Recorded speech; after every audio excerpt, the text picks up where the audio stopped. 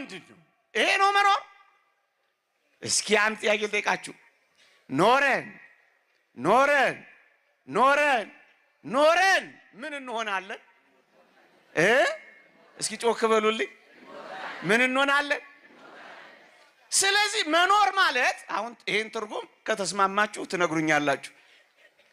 ኖረን ኖረን ኖረን ኖረን ምን ሞት ከሆነ አሁን የምንኖረው ለመሞት ነው። መኖር ማለት ለመሞት መኖር ማለት ነው። ይስማማችኋል? ባይስማማችሁስ? እውነቱ እኮ ይሄ ነው።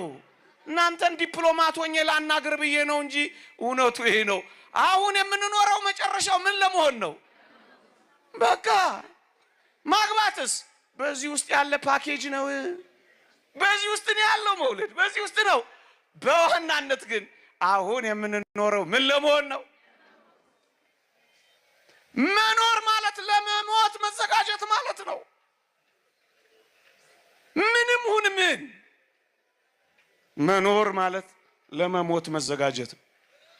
መኖር ማለትስ ግፈኛ እንዳትሉኝ እቺ ነግሬያችሁ ልለፍ። መሞት ማለት መኖር ማለት ለመሞት መኖር ከሆነ መሞት ማለትስ ምንድነው ካላችሁ መሞት ማለት ደግሞ ለመኖር መሞት ማለት ነው። ሰምታችሁኛ? የምንኖረው ለመሞት ከሆነ የምንሞተው ለምን ይመስላችኋል? እግዚአብሔር ይስጣችሁ፣ ደግ ክርስቲያኖች ናችሁ። የምንሞተው ለመኖር እንደሆነ ታውቃላችሁ? ታውቃላችሁ? ቆይ ጠበቃ አድርጌ ልጠይቃችሁ። ምን ግራ አሰኛችሁኝ እኮ። የምንሞተው ለመኖር እንደሆነ ታውቃላችሁ?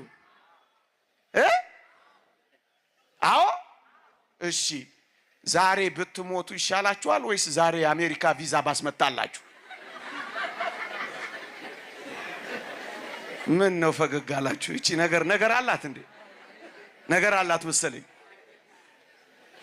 ለመኖር ነው አይደል የምትሞቱት?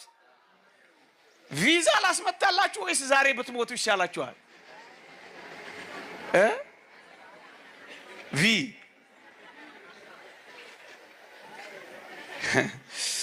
ዮሐንስ አፈወርቅ በዚህ ጉባኤ ተገኝቶ ቢሆን እያንዳንዳችንን ያባረረን ነበር። ክርስቲያኖች፣ የክርስትና ትልቁ ልዕልና ሐሳብ ምን እንደሆነ ታውቃላችሁ? ክርስትና በሞት ላይ የተቀዳጀው ድልና ኃይል ነው። ሞትን መናቁ፣ መቃብርን ማሸነፉ በሞት ላይ የሚያሳየው ንቀት ነው። እኛ ግን ፈሪዎች ነን።